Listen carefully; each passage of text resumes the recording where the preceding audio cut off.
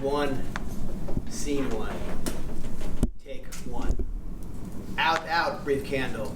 Life's but a walking shadow. A poor player that struts and frets his hour upon the stage and then is heard no more. It is a tale told by an idiot, full of sound and fury, signifying nothing. Take 2. Out, out, brief candle. Life's but a walking shadow. A poor player that struts and frets his hour upon the stage and then is heard no more. It is told by an idiot, full of sound and fury, signifying nothing. Those of us that are Toastmasters here today, new and old, you can all hear the difference. What's the difference between the first set and the second set? It is the powerful pause.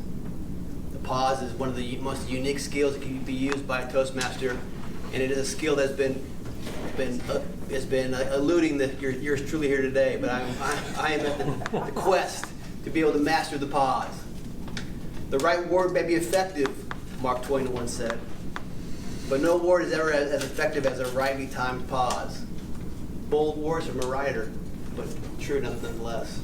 Now in radio, the term dead air is to be avoided at all costs. But in speaking, there is no dead air. The pause can be a great way for you to be able to have your speech simmer in the brains of your listener.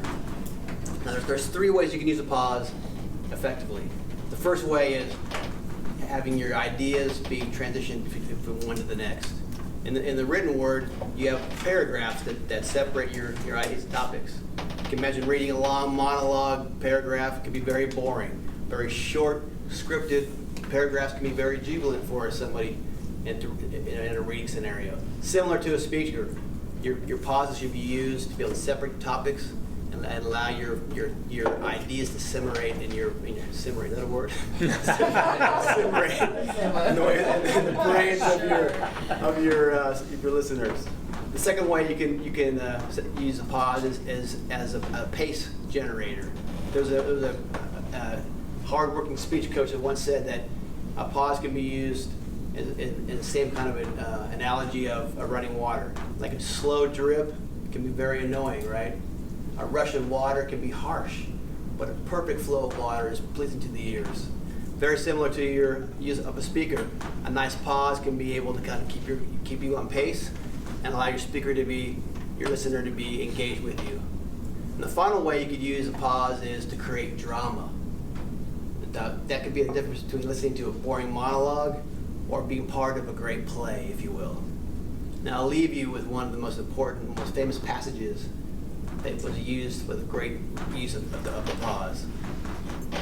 Hamlet, Act 3, Scene 1.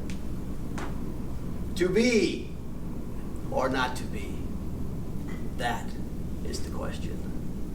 Whether it is nobler in the mind to suffer the slings and arrows of outrageous fortune or take arms against the sea of troubles. The power of the pause. Thank you.